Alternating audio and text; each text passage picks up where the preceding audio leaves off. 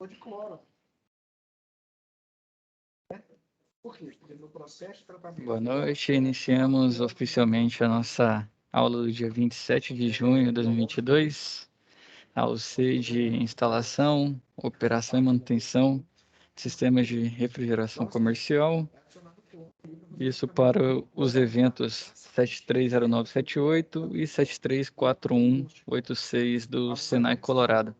Então, vamos lá, pessoal, vou compartilhar com vocês a minha tela aqui. Vocês estão conseguindo ver, né?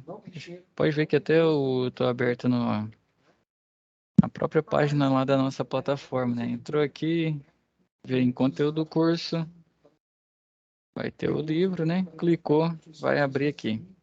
O capítulo 1 é a introdução. Já vamos no capítulo 2. O pessoal está com o livro aberto aí para acompanhar?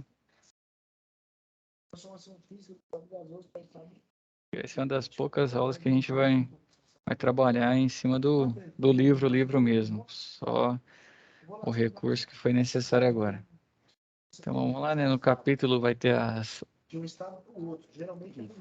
vão ter as competências que vão desenvolver, né? Determinar as condições de aplicação dos equipamentos, identificar os sistemas de refrigeração comercial e seus componentes mecânicos, analisar os mecanismos de funcionamento dos sistemas de refrigeração comercial. Então, vamos lá, né? Refrigeração comercial, lembrando que o pessoal faz essa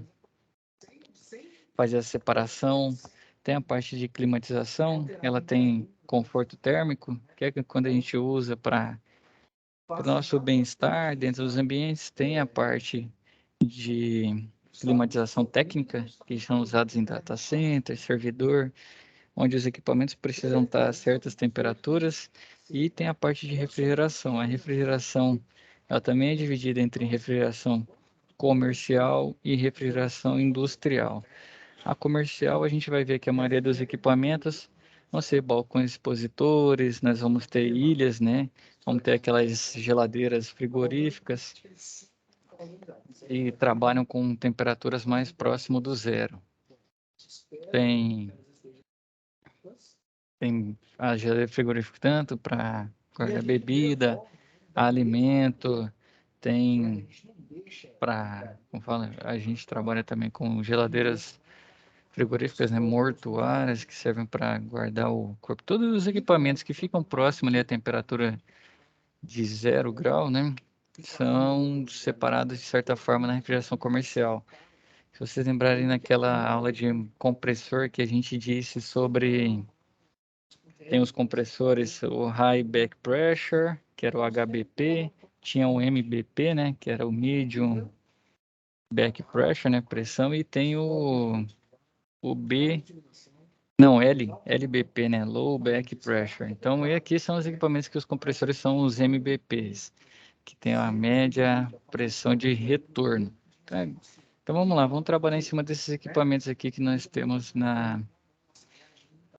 nessa UC. Então, os balcões expositores, né? Geralmente encontrados em supermercados.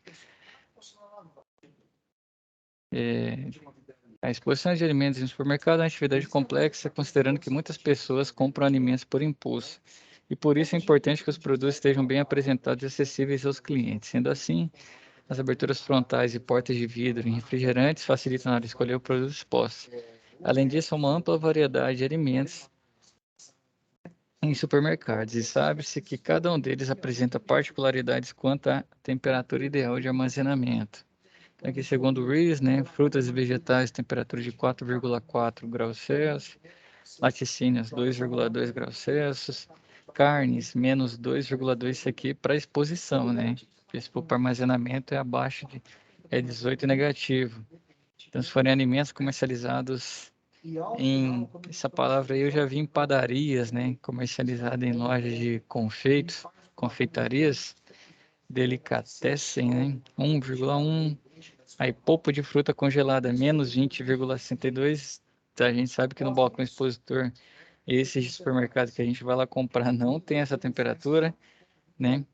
Então, aqui já seria para armazenamento. Alimento congelado, menos 23,3. Também já são para ambiente de armazenamento, né? E o sorvete, menos 26,1. Então, aqui a gente começa primeiro com os expositores verticais, geralmente utilizados para Aqui é utilizado para verduras e frutas, geralmente aquelas frutas que têm um valor agregado um pouco maior, que precisam da refrigeração, são mais sensíveis ao calor, ficam expostas aqui. As verduras também, que elas são mais sensíveis ao calor. Se você chega no mercado e está todo o material tá murcho, tá uma aparência ruim, dificilmente a pessoa vai comprar. Então tem um balcão expositor vertical. Este tipo de balcão apresenta um fluxo de ar na parte superior do equipamento, que é forçado através de uma grelha denominada de favo de mel no topo do condicionador. O ar é dirigido para baixo na parte frontal do equipamento e aspirado por orifícios de retorno, localizados na parte inferior da abertura do balcão. A corrente de ar não apenas refrigera os alimentos expostos, como também fornece uma cortina de ar que impede a entrada de ar quente no ambiente, frente à área de exposição aberta. Este tipo de equipamento, devido à construção vertical, necessita de várias cortinas de ar. Perceba na figura a seguir intitulada como Funcionamento de cortina de ar do expositor vertical aberto. Então, basicamente é o seguinte, a partir do momento que ele está insuflando, que ele chama de favo de mel, na parte superior, né, desse equipamento, se não tiver essa parte do retorno succionando esse ar, o ar ia sair dessa parte do insuflamento e ia espalhar por todo o ambiente. No caso, no supermercado, ele desce porque ele é mais denso, né, do que o ar quente, mas ele não ia descer certinho naquela parte para formar uma cortina. Então, para formar a cortina, precisa que tenha sucção também. Tanto é que mostra aqui, né, passando que tem não seria um ventilador, né? Que depende muito do sentido. Que se ele estiver ventilando, ele está só empurrando o ar à frente, né? E o exaustor ele está sugando o ar para fora. Então depende muito do fluxo de ar para definir se o equipamento é um ventilador ou é um exaustor. Pelo desenho aqui, Everton, sim, pode falar. Só te cortando um pouquinho, deixa eu só te Fica à vontade. perguntar um negócio. Por exemplo, essa ventilação aí, Sim.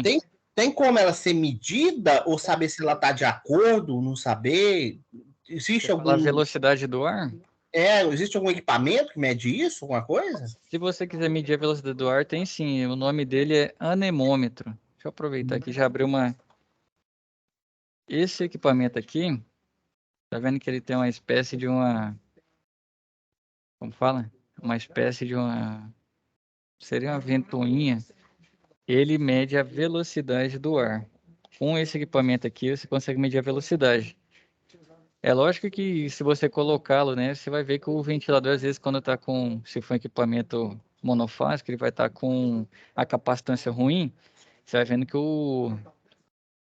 a velocidade desse ar vai estar menor. Ou muitas vezes não vai estar sendo tão efetivo o funcionamento do seu equipamento. De certa forma, seria um sinal que você conseguiria ver nesse balcão, entendeu? E aí eu utilizaria esse anemômetro aqui. Você está vendo a minha tela, né? Tô sim, Everton. Ó, aí aqui esse aqui ele tanto mede a velocidade quanto mede a temperatura. Mas nesse caso, o interessante mesmo é medir a temperatura, né, professor? Você está batendo a temperatura do equipamento, né? Isso, exatamente. Aí, por exemplo, você vai ter a questão do projeto desse balcão, né? Vai ter a questão da temperatura que ele foi feito, foi projetado para que temperatura utilizar. E aí sim, o anemômetro seria legal, por exemplo, tô vendo que ou você pega a primeira vez e faz uma medição lá, vamos dizer que você fez startup da máquina e faz um procedimento de OS, né? Faz uma ordem de serviço de manutenção, faz a manutenção corretiva. Vamos dizer que no primeiro dia você foi lá e mediu com o anemômetro e deu um fluxo de ar de 2,6 metros por segundo. Esse já é um sinal que quando você for fazer por exemplo, uma corretiva, você sabe que se aquele fluxo de ar estiver, por exemplo, marcando 0,8, tem algum problema provavelmente no seu ventilador, entendeu? Seu motoventilador. Seria uma forma de fazer esse controle para uma corretiva, mas o ideal é a temperatura mesmo. E de certa forma é colocar ele para trás da cortina, porque acho que todo mundo já passou nisso aqui no supermercado, né? Se você pegar ele insufla aqui em cima, estão vendo meu mouse, né? E ele vai fazer essa secção aqui embaixo. Então, se você coloca aqui nessa prateleira aqui, o seu anemômetro, termômetro que você tiver, ele vai pegar melhor a temperatura do que você vir com o anemômetro e colocar onde o fluxo tá escoando, entendeu? Onde o fluxo de ar está escoando, você vai ter uma temperatura mais baixa do que depois que ele está passando por esse ambiente todo do balcão. Então depende muito, né? Às vezes, quando você faz essa manutenção corriqueira, né, mensal ali todo mês, você vai pegando alguns sinais de perda e você consegue ter, que eles chamam de, não seria corretiva, seria uma manutenção preditiva, né? Quando você já consegue pegar os sinais de que o equipamento vai falhar em breve. Você não sabe quando, mas aí ele começa a oferecer um risco maior de falha. Então aí você vai posicionando essa questão de pegar a temperatura, igual o colega disse, né? E em diversos pontos aí, e geralmente fora do insuflamento, para ver se está tendo uma troca legal. Como se fosse o ar-condicionado, né? Se você colocar para pegar a temperatura no retorno é uma e no insuflamento é outra. No insuflamento, às vezes está insuflando a 13, 14. E você pega no retorno ali, depois de um tempo, vamos dizer que a máquina já está funcionando no ambiente climatizado, vai estar devolvendo em 23. Então depende muito da posição também que usa o termômetro, entendeu? Tem diferença? Isso é um ponto que vai pegando com o tempo. O colega lá perguntou da medição do fluxo de ar. Ficou tranquilo aqui a questão do anemômetro? Tranquilo, Everton. Beleza. Fechado então. Então vamos lá. Então ele vai insuflar por cima e como ele succiona, ele garante que o escoamento desse fluxo de ar vai ser laminar, né? Eu sempre falo, pessoal, fluxo laminar e turbulento. Seria como pensar que um rio, quando o rio não está cheio, quando ele está no tempo de seca, você vê que ele corre bem, tranquilo, ele segue seu fluxo, né? Naturalmente. Agora, quando dá uma tromba d'água, que vem muita água, a água vai batendo, ela não vai seguir no sentido normal. Às vezes ela pega um sentido para trás, forma no interior fala de rebojo, né? Não sei se as pessoas conhecem assim, forma um poção que chama, aí ela começa a ter um fluxo seria em espiral. Deixa eu ver se essa câmera aqui funciona, que eu vou ter que... Vamos ver se eu consigo esboçar aqui o que seria. O laminar, vamos pegar isso aqui de exemplo, seria mais ou menos como o fluxo de ar passasse assim. Naturalmente, todas as linhas de fluxo passassem assim. E o turbulento, ele vem, passa aqui, ele volta, por quê?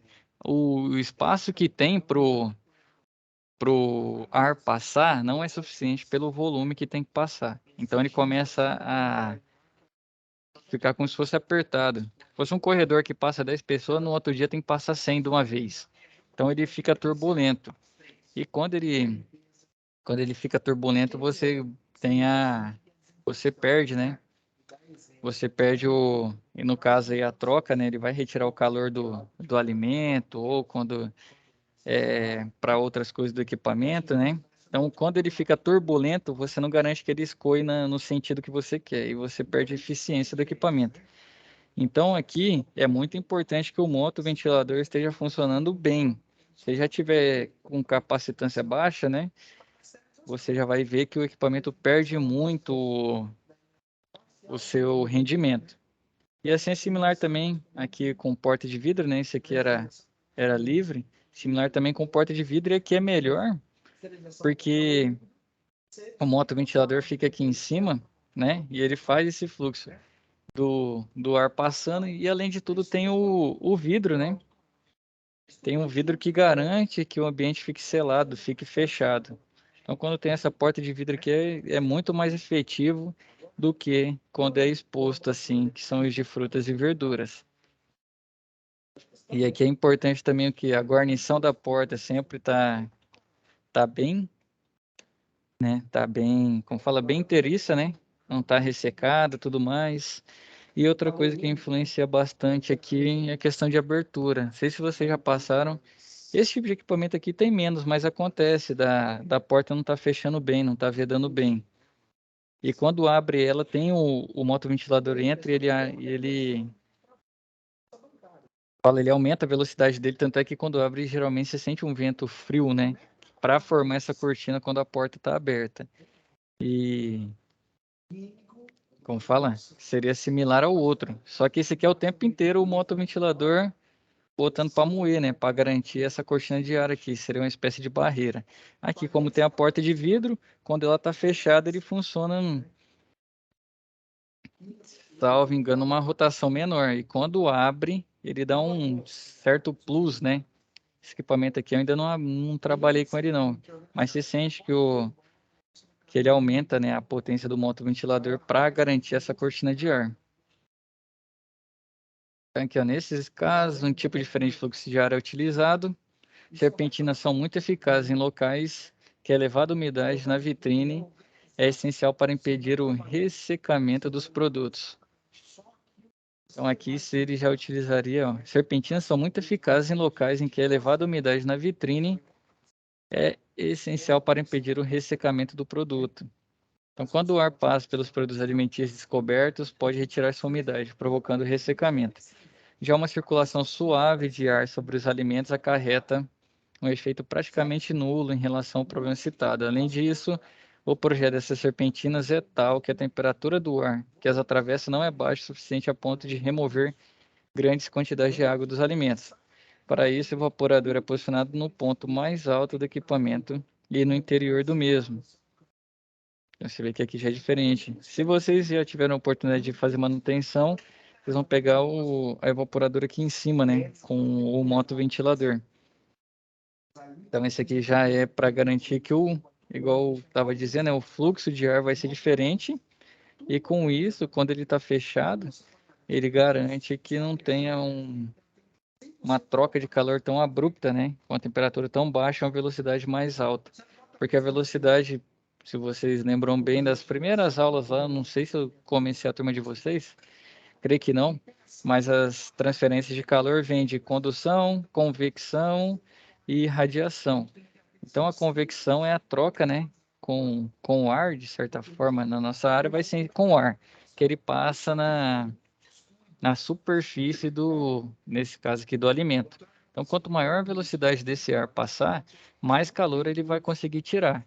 Então, com a velocidade menor, menos calor e, consequentemente, a umidade. Então, por isso, né, tem até explicativo aqui, por isso que quando a porta está fechada, parece que o motoventilador sai fora, né?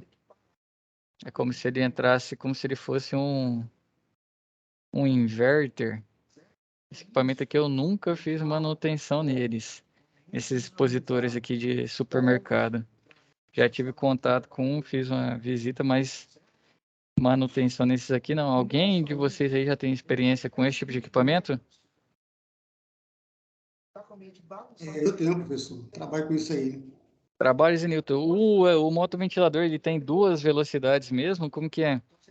Não, só tem uma velocidade mesmo. Alguns balcões mais novos, quando você abre a porta, ele para. Ele para. Geralmente, quando abre a porta, você sente que o vento fica mais forte. Não sei se Sim. eu tinha a impressão Não, tem sim. errada. Tem alguns balcões que é dessa maneira. Mas tem Aham. outros mais novos que quando você abre a porta, eles param. Aí ele para? Para, alguns motoventiladores para. Nem todos os balcões é assim, mas Aham. alguns, alguns mais novos já tem essa função. Quando você abre a porta, ele para. Mas os mais antigos permanece ligado, os mais tradicional. Mas no caso, então, ele não tem duas velocidades, não. Não, Ele funciona sempre naquela mesma. sim, sim, só uma velocidade só. Ele não tem duas velocidades. Ah, rapaz, eu achava que tinha, Genito. Eu já vou pedir desculpa aí para vocês. Então, essa informação aí não procede. O Zenito aqui já aproveitar o conhecimento e expertise dele nesse equipamento, né? Que ele não tem duas, então. Então, aparenta que ele venta mais é porque abre a porta, né? Que a gente começa a sentir. Seria isso, então. Exatamente. Eu trabalho muito com Ah, esse tipo de equipamento. Bastante. eu acho que esse equipamento aqui, o mais chato dele é geralmente a tubulação muito longa, né? Sim, porque o motor, o compressor fica lá fora, né? Do supermercado, aí tem a tubulação, tem tubulação tem até 15 metros de comprimento. Exatamente. Aí vai sifão pra caramba também esse tipo de equipamento, né? Vai, tem que colocar sifão, colocar loop, colocar uma tubulação mais grossa, né? O compressor não trabalha. Reservatório de líquido, né? Sim, sim, Reservatório de óleo, sim, reservatório de líquido, reservatório de óleo, de líquido, acumulador, né? Que chama. acumulador de sucção, e também colocar uma tubulação mais grossa, né? Para o compressor não trabalhar com alta pressão. Tem todo esse detalhe. É um equipamento, eu creio que a distância, né, que fica da evaporadora para condensador é o maior, é o fato mais complexo dele, né? E o outro é esse tanto de vezes que fica abrindo e fechando também. Eu geralmente, quando eu vou no mercado, eu vejo um balcão daqueles da ilha, né, que são os horizontais, e eu saio fechando tudo, cara. É porque a porta aberta ali aumenta, né, a troca de calor, entra muito ar quente no balcão, aí o compressor trabalha dobrado. E aí o consumo de energia vai embora também, né? Com certeza. Então aí já deixar isso aí. Não sei se vocês também fazem isso quando vão ao supermercado. Eu faço muita compra no açaí aqui, eu passo fechando tudo. E quando vou escolher também, escolho rápido para não ficar muito com a porta aberta lá. Não sei como vocês fazem também, mas eu penso, pô, vai ter outro cara aqui dando manutenção que vai sofrer, né? Então eu vou cuidar desse bicho aqui pro o cara não ter tanta corretiva, tentar diminuir o máximo. Então lá, né, os expositores agora horizontais, utilizados principalmente ao fato de que o ar frio desce, né, permanecendo no interior do equipamento, dispensando o uso de outras técnicas para a manutenção do ar frio. Então aqui um balcão expositor, aparentemente está com alguma carne aqui dentro, né? E aí a diferença dele é que, salvo engano, ele sopra, Josinho, você trabalha com isso aqui também, ele sopra seria a lateral, as costas dele, não seria isso? Trabalho também, professor, com ilha. O ventilador, ele joga o vento na lateral da ilha e ele faz uma circulação para trazer o retorno pela frente. Tipo assim, ele joga para Ah, trás, faz o retorno e puxa pela frente, vai circulando o ar. entendi. Esse aí também, ele parece ser um pouco mais simples do que o vertical, né? Ele é mais simples, ele é mais tranquilo, até para manutenção ele é mais tranquilo. Mais fácil também, né? Show demais Isso, aí. sim. Hoje a aula sou eu com o José Nilton junto, hein? Tá comigo agora, tá convocado para aula. Então, a ilha de congelados, né? As ilhas são equipamentos destinados a manter os alimentos em condições adequadas, mantendo temperatura igual ou muito próxima àquela que o alimento foi introduzido. Que o de congelado ele vai ter um problema. Geralmente, quando vocês veem o pessoal repondo esse tipo de ilha aqui, o cara sai da câmara fria do supermercado direto já para ele e bem rápido, né? Geralmente é o cara que está vestido lá com a blusa bastante grossa, porque cada momento, minuto que passa, ele vai ganhando calor, né? Se ele fica fora dessa ilha ou fora da câmara. E a cada grau que ganha, você vai ter um consumo energético muito maior para fazer ele voltar à temperatura de congelamento. Então, as ilhas não possuem fechamento de vidro, em geral, apresenta aquecimento das bordas laterais superiores, em que sua maioria é realizada por resistências elétricas, com o objetivo de evitar a formação de gelo ou condensação de umidade. Além disso, devido às baixas temperaturas, paredes do balcão recebem isolamento térmico e normalmente possui tampas de vidro. O sistema de refrigeração é instalado na parte inferior do compartimento de colocação dos alimentos congelados e o sistema de condensação é a ar. Então, esse aqui também, ele de congelados, ele já muda, que ele usa um outro tipo de compressor do que esse aqui, né, Josenilton? Esse aqui já usa um compressor ali que seria o MBP, né? Temperatura já próxima a zero, né? E esses aqui de congelado já tem que ser aqueles abaixo de 18, seria isso, né? Isso, professor. Esse aí que você está mencionando aí, está com esse Sim. carrinho aí, geralmente fica uma sala de máquina fora do estabelecimento. Aí vem a tubulação subterrânea e a ilha de congelado. Só que hoje já tem muito aquelas ilhas selves, né? Aquelas ilhas com motor acoplado, eletrofrio, está fabricando muito. Já alguns clientes já estão substituindo. eliminando os hacks e optando por essas ilhas que os motores são conectados. Essa que está no desenho aí, essa ilha aí é uma ilha que é conectada um hack fora do estabelecimento, fora do mercado. Sim. Já no caso, se for usar essa com, você falou do modelo selfie, aí ele já tem que usar num canto da edificação, né? Porque o ar quente atrapalharia na climatização do próprio supermercado, né? Não, essas ilhas selfies, que os motores é acoplado, já é acoplado nela, é tipo um freezer. Sim, mas aí no caso, por exemplo, o ar da condensação, ele tem que canalizar para fora da instalação dele, né? Porque imagina se ficar jogando o ar da condensação aqui dentro. Vai ser mais uma carga térmica, né? Não seria Pois é. isso? Infelizmente, joga aí dentro mesmo do supermercado. Geralmente joga dentro mesmo, Joga dentro. A, porque o selfie. a Eletrofrio está fabricando demais essas ilhas.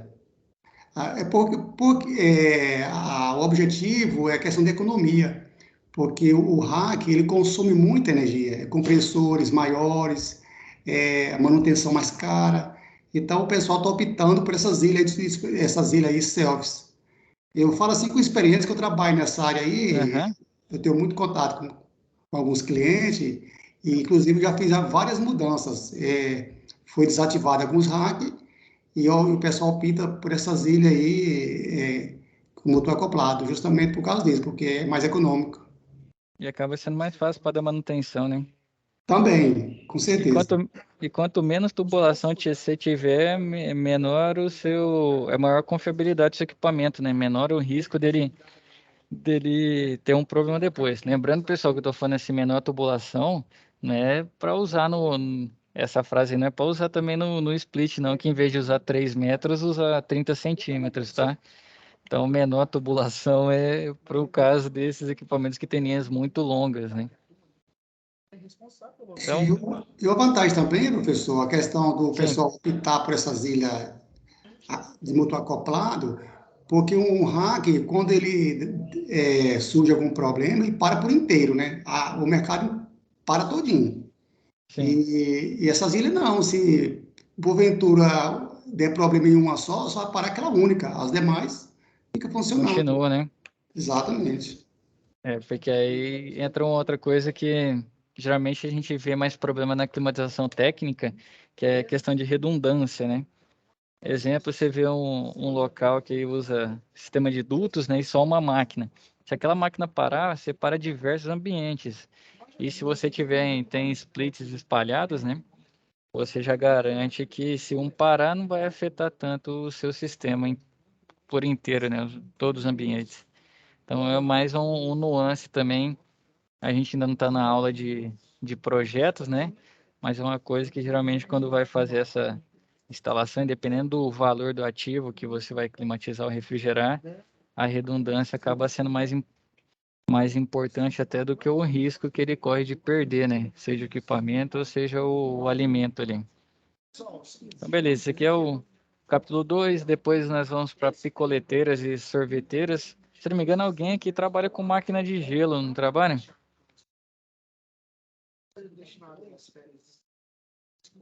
Eu creio que não. Não, então não é nessa turma aqui não. Tinha alguém que trabalhava com máquina de gelo, eu já ia chamar também para a gente trocar figurinha.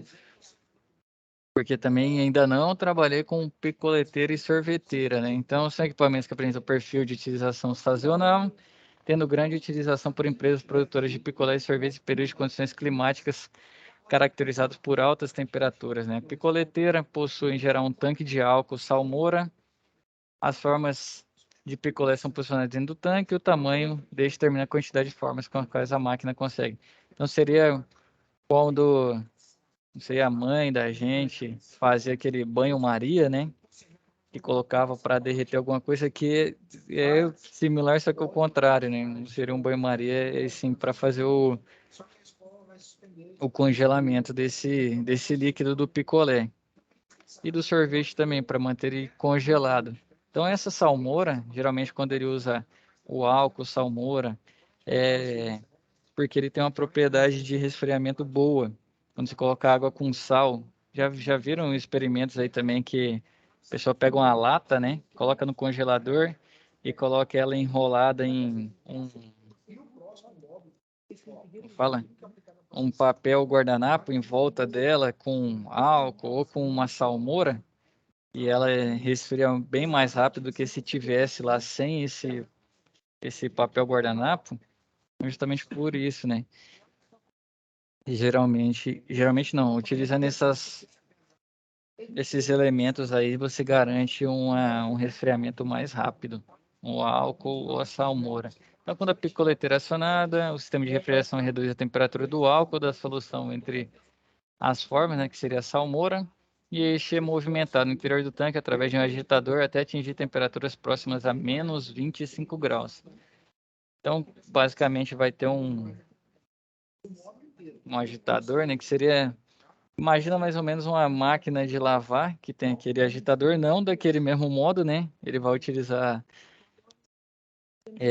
pás construtivamente diferente, e tem lá a serpentina também, fazendo essa troca, essa retirada de calor do álcool ou da salmoura. Então, da mesma forma como se funciona é parecido, deixa eu ver. Com o ar, quando a gente utiliza um split, né? Que o ar passa pela serpentina e o fluido refrigerante está dentro da tubulação da serpentina fazendo essa troca. Aqui ele utiliza um meio, mais parecido um chiller, né? Porque o chiller ele refrigera a água e depois a água vai para o ambiente refrigerar o ar, né? Retirar o calor do ar ambiente. Aqui seria de certa forma assim, ele vai refrigerar o álcool, a salmoura, e a salmoura que vai entrar em contato com esse picolé para retirar o calor dele, para fazer ele ser congelado. E as sorveteiras também possuem em geral um recipiente na parte superior, onde o produto preparado para a elaboração do sorvete deve ser colocado. Aqui é um exemplo de uma sorveteira. A parede externa deste recipiente é evaporador do sistema de refrigeração que reduz a temperatura do sorvete enquanto o mesmo é batido por um agitador. O movimento do produto quando agitado em contato à parede fria, ocasionando a formação do sorvete, né?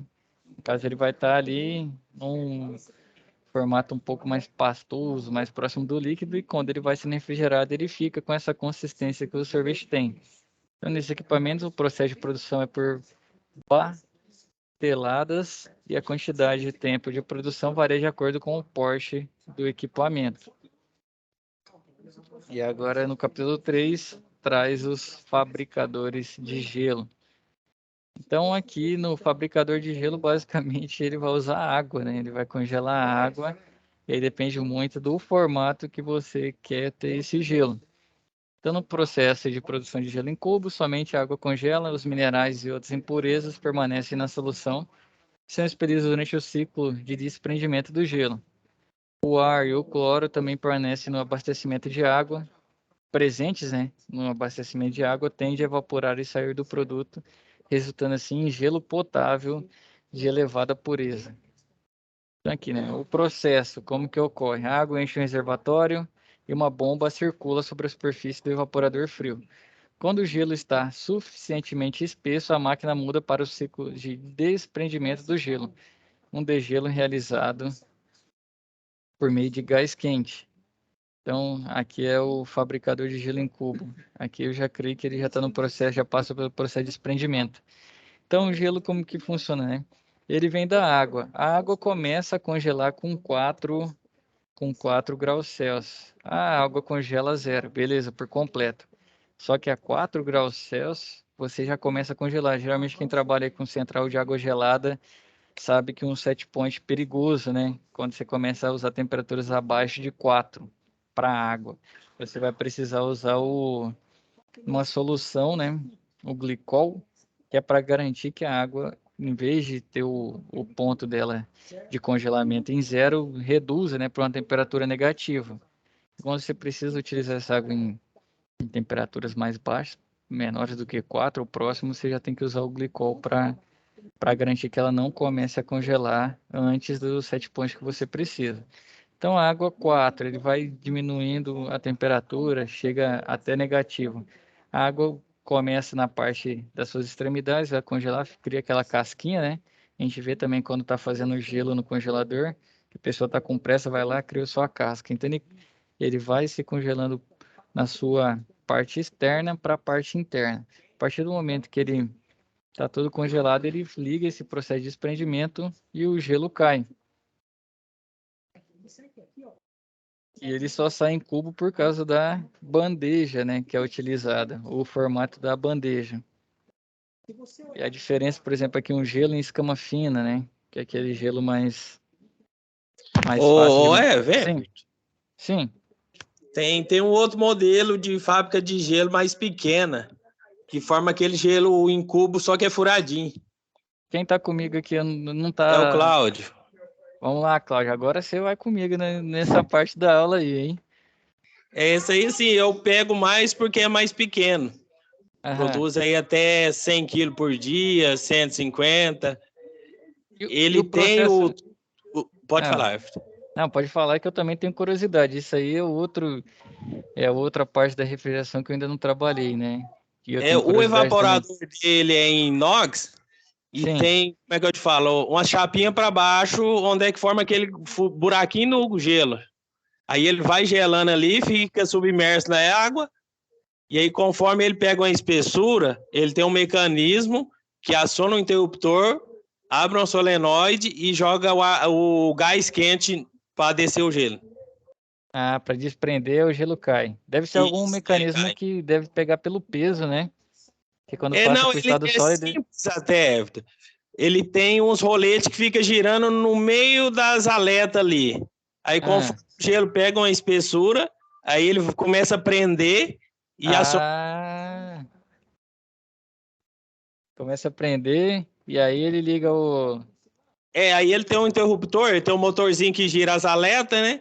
E beirando um interruptor.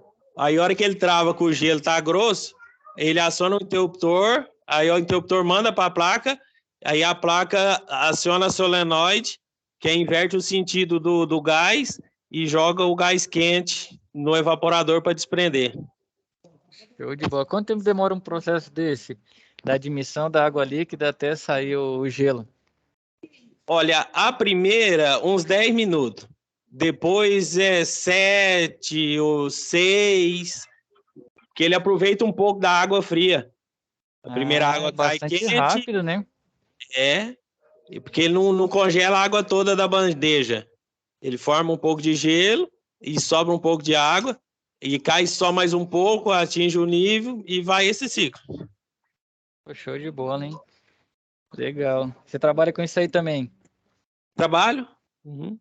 Rapaz, seria legal, eu acho que eu pedi pra vocês levar eu de auxiliar um dia desses, hein? Para aumentar minha experiência nos equipamentos aí.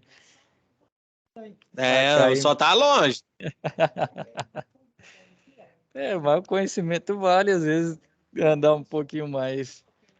Mas bom demais. Aí vamos trocando experiência, então. Do gelo aqui, o Cláudio tá comigo agora. Então, aqui para escama fina é um processo similar, né, Cláudio? Então, aqui, ó, usado para exposição de vários tipos de alimentos, como peixes, travessas de saladas, oferece excelente refrigeração. Veja na figura a seguir que segue a conservação de alimentos utilizando gelo em escamas finas. É importante ressaltar que o gelo em escamas ou blocos derrete mais rapidamente que o gelo em cubo, em razão do ar e de outras impurezas que podem ter ficado presas aí durante o processo de formação. Esse aqui o que muda é a bandeja, Cláudio? Esse aí, na verdade, eu vi só no Senai. Esse de escama. No laboratório tem um desse? Tem. Nós caso, fizemos tritura, um teste, né? Na penúltima aula. Ele vem aqui, é uma barra mais fina e tritura o gelo? Ele é engraçado. Ele é um cilindro grande e aí ele gela naquela lateral dele por dentro e vem uma pá raspando. Aí conforme ele pega uma espessura, a pá vai derrubando ele naquela espessura. Tá parecendo aquelas máquinas, lembra que, não sei se aqui onde você tá, tinha um negocinho doce com raspa de gelo. Cara, como que era o nome daquilo? Era um doce que os caras vendiam em porta de escola, botava tipo um xarope doce com raspa de gelo. Raspadinha, acho que é o nome. Isso, a raspadinha é mais ou menos aquele sistema. Então é similar àquele lá. É sim. Aqui, ó, os fabricadores de gelo em escamas finas ou flocos, né? Possuem um longo cilindro cheio de água. O evaporador é a parede do cilindro. Uma broca de aço inoxidável gira no centro do mesmo. Os movimentos da broca raspam, juntam e comprimem os flocos de gelo que se formam na água, movimentando-os para cima do cilindro e forçando-os para fora, por meio de um tubo inclinado para o interior do recipiente de armazenamento. Vocês fizeram a manutenção desse equipamento em qual UC? Que eu vou marcar para eu ir lá nessa UC, hein? Qual que foi, Cláudio? Esse aí nós fizemos o teste na UC de compressor. Que aí ligou, né, para testar a pressão. Ele tem um compressor semi-médio. Aí a gente analisou e viu ele funcionando. Eu achei interessante, porque eu não conhecia, não. Show de bola, hein? Eu tenho que ir mais na aula prática lá também, sempre que for um equipamento diferente para eu aprender. Aqui já outro, né? Gelo em escamas grossas, né? As máquinas de fabricar gelo em escamas grossas ou lascas de gelo, como são conhecidas, foram desenvolvidas para superar parcialmente os inconvenientes do gelo em escamas finas. Aqui é bastante similar ao gelo em cubo, né? Só muda que ele não tem um formato mais preciso, ele vem de, como fala, em pedaço de qualquer jeito, né? A lasca sem muita precisão. A lasca de gelo é usada principalmente em geladeiras de refrigerantes de alto atendimento, restaurantes, cafeterias e em lojas de conveniência.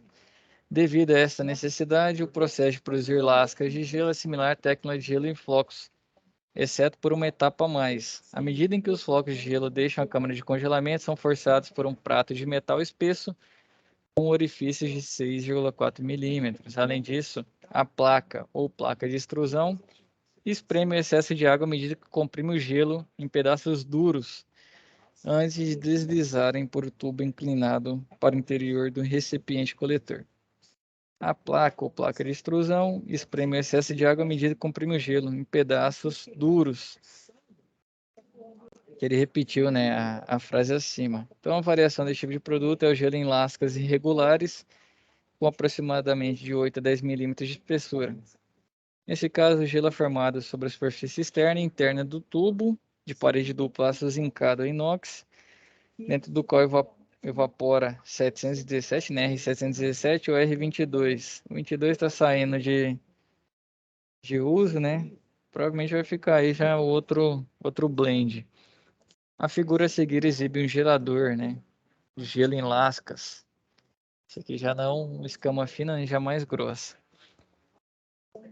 Qual outro tipo de equipamento? Que gelo em barra também. Acho que o gelo em barra é o mais simples de fazer, né, Cláudio?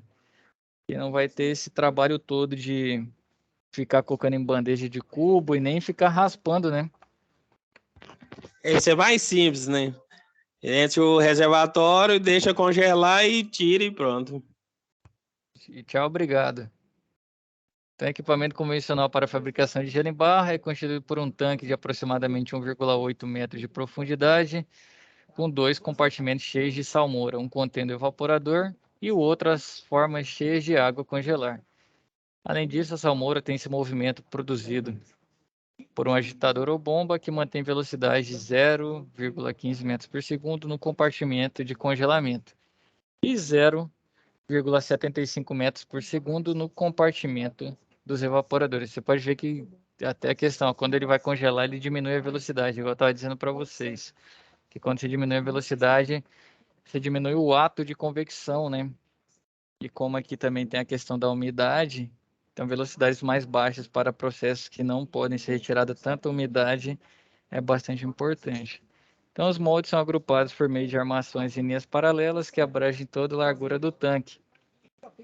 Para suspendê-las, adota-se comumente uma ponte rolante que desloca uma linha inteira de moldes de cada vez, permitindo que o seu enchimento com água potável, a colocação no tanque de congelamento e deslocamento para o tanque de desmoldagem, logo que o gelo é feito e assim sucessivamente. A pergunta aqui, Cláudio, o tanque de desmoldagem, ele não vai ter um gás, né? Esses grandes assim eu nunca vi. É que eles usam mais simples. É forma dentro de um freezer que tem a temperatura boa, mas assim, esse mais industrial eu nunca vi. Eu creio que provavelmente ele deve usar um ambiente com a temperatura mais alta, né? E consequentemente o gelo vai derreter da parte externa para a interna também.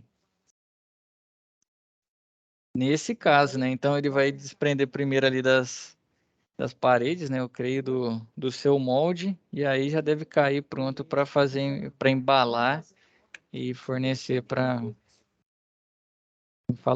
e fornecer para o cliente final. Então aqui também as câmaras frigoríficas comerciais, né? Esse aqui já tem mais contato. Então esse aqui, que muda, né? Esse aqui é bastante similar a um processo como se fosse um split. A evaporadora também fica no alto, né? Geralmente no teto. Ela tem uns ventiladores, geralmente tem mais ventiladores, né? Ventiladores maiores para fazer essa troca de calor. E um fato bastante importante quando vai fazer a manutenção, projetar esse tipo de equipamento, são dois, né? O primeiro é que o produto não tampe, né, o fluxo de ar quando sai do evaporador. Às vezes o pessoal faz uma pilha muito alta na frente do evaporador, nesse tipo de câmara, né? E aí vai ver lá no fundo, no final da câmara dele, o produto está se perdendo, não está ficando a temperatura desejada. Então o operador acaba influenciando muito no desempenho desse tipo de equipamento. São dois pontos, né, que eu falei. O primeiro é o produto tá tapado, e o segundo também é que geralmente esses tipos de equipamento aqui dificilmente tem uma anticâmara. Quando eles fazem o uso mais comercial assim, quando você vai ver, por exemplo, num supermercado, tudo mais, muitas vezes nem cortina de ar tem. Então acaba que é um equipamento que precisa de um cuidado maior, porque ele acaba entrando num uso severo, né? Que toda hora tá abrindo e fechando a porta e tá aumentando muito a carga térmica dentro do ambiente. Então, câmaras frigoríficas ou frias, são edificações ou partes de edificações que oferecem condições de resfriamento, congelamento ou estocagem controlada de produtos alimentícios, utilizando refrigeração. Aqui tem a evaporadora dele e aqui a câmara fria. Então, às vezes é feito numa edificação normal de alvenaria, né? Outras vezes são feitas em containers também. Não sei se o pessoal que trabalha com isso aí já pegou.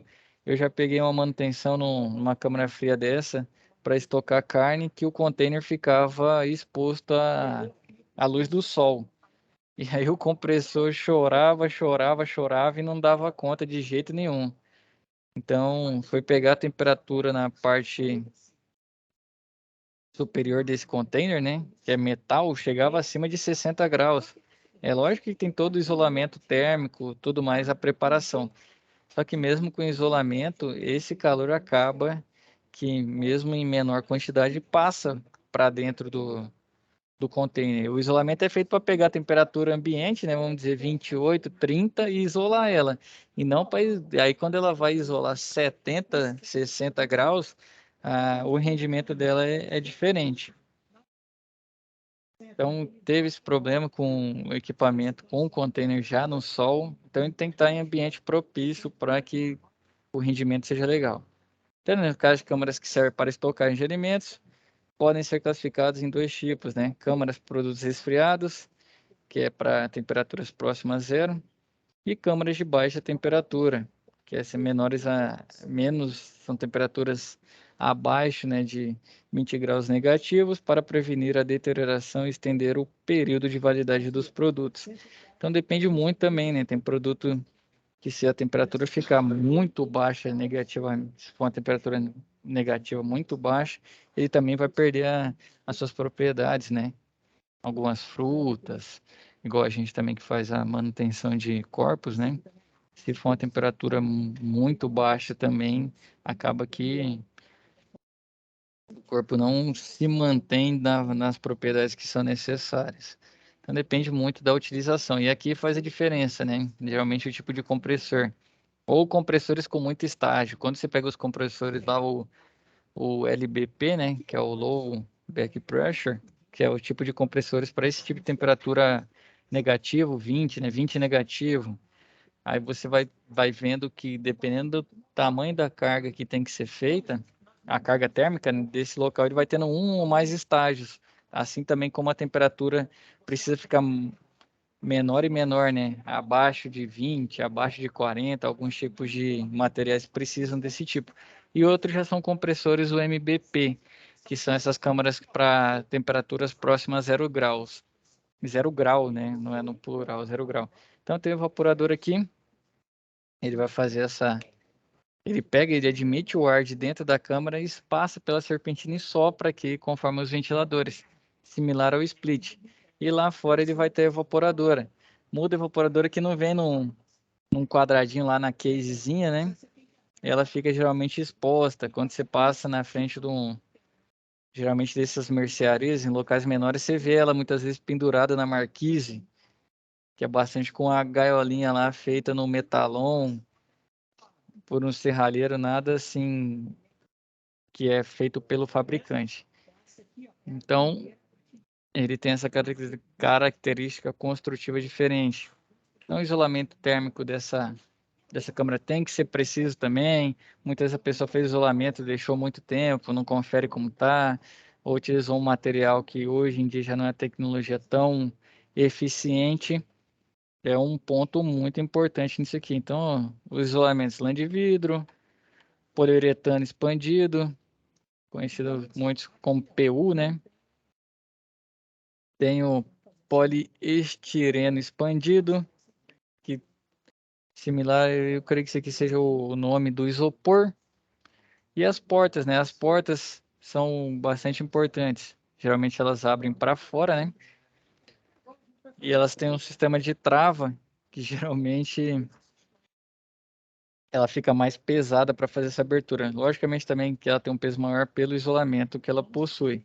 E essa porta também é bastante importante você saber qual tipo de porta usar, se por exemplo fazer um projeto para esse tipo de equipamento, porque muitas vezes as pessoas, tem gente que usa aquele jacaré, aqui em Goiânia a pessoa chama muito de burrinha também, que é aquela paleteira, né, manual, que você vem, levanta o pallet, e tem locais que utilizam empilhadeiras, né, para fazer o transporte desse tipo de material.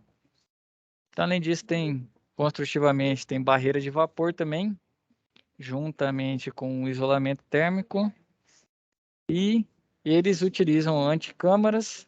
Aqui, ó, trouxe pallet, paleteira elétrica, essa aqui já é mais moderna, né? E eles também trazem junto com eles, no mínimo, uma cortina de ar para vedar que tem essa troca tão rápida da parte interna com a parte externa. E os melhores projetos, né, constitui também ter anticâmara, que é um ambiente que você adentra, fecha, para depois adentrar a sua câmara. Dessa forma, mantém o equipamento com um consumo de energia menor.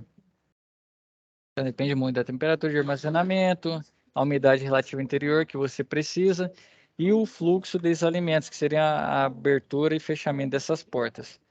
Com isso, constitui-se o cálculo estimado de carga térmica, além do que você, como fala, escolheu construtivamente como isolamento, como barreira de vapor, em que estado que está, né, em que local que está, incidência solar e tudo mais. Aqui entra também a TBS, TBU, temperatura máxima nas cidades. Santa Maria que já chegou a 40 graus. E aí vem as questões de projeto que entra, né? Aqui ele vai explicar bem o cálculo de carga térmica que a gente vai fazer junto durante as férias aí. Pessoal, essa aula aqui do conteúdo, eu vou esperar que vocês continuem. E aí, para não ficar tão maçante essa parte do conteúdo, na próxima a gente já começa a falar sobre o cálculo de carga térmica. Certo? O livro continua aqui, nós paramos no capítulo 4, né? Então tem o capítulo 5, que são os ciclos típicos. Se alguém tiver alguma dúvida, pedir para continuar essa leitura, né? Se tiver alguma dúvida, estou à disposição. Essa parte aqui, mais teórica, já fica mais fácil, né? Pelo menos para mim, que é onde eu tenho mais experiência. E aí, para a gente não perder a SAP, deixa eu ver aqui vocês. Vamos fazer o seguinte. Vou pedir para todo mundo continuar estudando, né? Assim como é a ideia do EAD, que a gente prossiga, né? Pelo menos 1 horinha por dia aí, vendo esse material, desenvolvendo a atividade. E na próxima aula, a gente já quiser deixar marcado para segunda mesmo, a gente começa o cálculo de carga térmica. Durante as férias, a gente vai gravando. E aí, se o pessoal precisar, depois das férias, a gente continua. mas eu creio que em 2, 3 aulas a gente já tá craque nisso aí. Até a base, né? E aí com o treinamento vai aumentando mais a expertise em cima do, como fala, em cima dessa teoria. Sim, Boa noite. boa noite. Ricardo. Sim, Ricardo. Não dá aula. Da aula tá tudo bem. Eu acho que é porque o horário está excedendo e eu tenho que sair só para perguntar um negócio. Você pediu para mim mandar o relatório da matéria anterior. Eu fui mandar, não tem como eu postar lá mais, tá? Não tem como eu colocar ele lá no sistema. Consigo, eu vou liberar para você. Ele estava liberado, Tá engraçado. bom. Teve um outro colega que pediu, ele estava liberado até. Você tentou hoje antes das 18? Tentei ontem. Rapaz, então Tentei ontem. eu vou olhar. Eu vou olhar, vou deixar liberado até o fim da semana. Certo? Então tá bom, depois eu posto. Tá. Fechado. Obrigado, Aí boa noite a todos. Fechado, com Deus. Pedi o pessoal aí na próxima aula vir com a calculadora junto, hein? Eu sei que como fala, eu sei que o computador tem a calculadora aí, mas ela é chata quando vai usar os parênteses, né? Pelo menos essa calculadora que vem no Google aqui, pedi o pessoal vir com calculadora na próxima aula. Aí vocês vão precisar me ajudar nos cálculos. A gente vai desenvolvendo as fórmulas e tudo mais, mas na hora de digitar a conta aí, eu vou precisar da mão nos caras safos aí para agilizar a aula. Pode ser?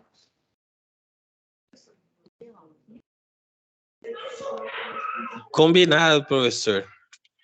A gente pode usar o Excel também, só que eu não sei se todo mundo consegue, como fala, manipula bem, né? Que aí já vão ser fórmulas mais chatas de serem feitas. Se todo mundo manipular bem, quiser fazer no Excel, a gente pode fazer. Mas eu creio que na calculadora vai ser melhor. E na hora do campo lá que você vai fazer uma conta ou outra, é só ela que você tem na mão. Excel falta. Fechado? Então a gente mantém como fala, o nosso horário. Na próxima semana, esse aí já é extraoficial. Vai ter gente que vai falar, professor, mas não pode dar aula nas férias, né? Tem que parar. Eu sei, mas isso já fica um combinado entre a gente. Ninguém vai ser prejudicado, vai ser algo a mais que a gente vai estar trabalhando. Tá bom? E quem tiver à disposição depois vai ter tudo gravado aí para poder acessar também. Beleza, professor, fechado. Fechado, senhores. Então, combinado então, segunda-feira, 19h30. Se vocês quiserem, semana que vem tá livre o horário. Quiserem trocar o dia ou a hora que começa a aula, né? Às vezes chega, não sei quem tá em outro fuso horário aí, chega, o nosso colega, salve engano, tem um que tá no Mato Grosso do Sul, né?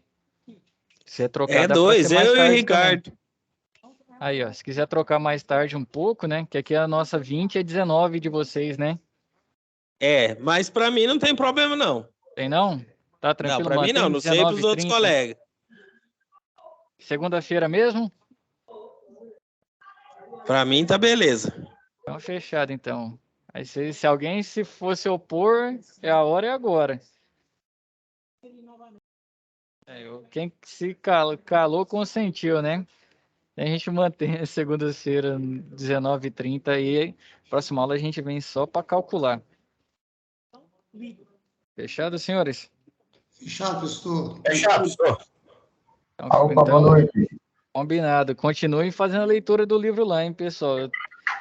A parte teórica eu vou ser cobrado depois. Então, a gente pula um pouco da teoria para calcular, mas com compromisso que vocês façam essa leitura aí do livro, tá bom? Professor, tá me ouvindo? Tô ouvindo. Opa, né? Sou Luiz Fernando, né? Hoje, para ser sincero, primeira aula que eu consigo assistir, assim, online, ao vivo, né? Quanto ao horário, na segunda-feira, para mim, é meio complicado. Porém, toda vez que nós estamos em mês de férias, eu vou concordar em manter na segunda. Não sei se seria possível, quando o retorno normal, depois de julho, se fosse possível, cara, os colegas também consentir, e conseguisse mudar de segunda para terça, né? Não agora nesse mês. Nesse mês eu consegui, que eu tenho toda segunda-feira eu tenho um compromisso muito tempo com a aula, né? E choca, né, com o horário dessa nossa aula online. Mas ele agora eu concordo de boa para esse julho, né? Que vou estar com minhas férias na próxima semana, eu já vou estar livre. Então, para agosto, né? Se puder mudar de segunda para terça, melhor ficar. É Luiz, né? Seu nome? Isso. Vamos fazer o seguinte, Luiz.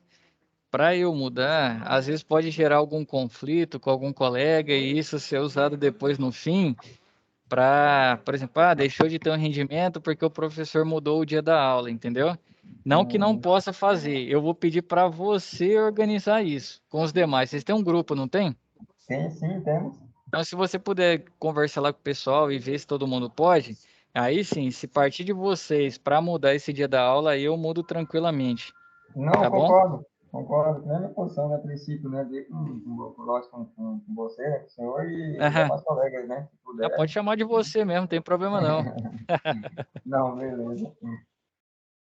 É a forma que eu chamei. Fechado, então. Se você conseguir organizar, a gente pode mudar sim, tá? Então, vou precisar que parta de vocês essa iniciativa. Não, beleza. Combinado, Luiz? Combinado, fechou, viradão. Senhores, fica o nosso combinado. Vocês continuam a leitura aí para nas próximas aulas a gente vir só calculando carga térmica. Ok? Então, boa noite aí para todo mundo. Com Deus. E bons estudos aí. Ô, professor, antes você sim. Não, tô aqui. Eu peguei o bonde andando, na verdade eu esqueci, né? Quando eu lembrei, ele tava andando.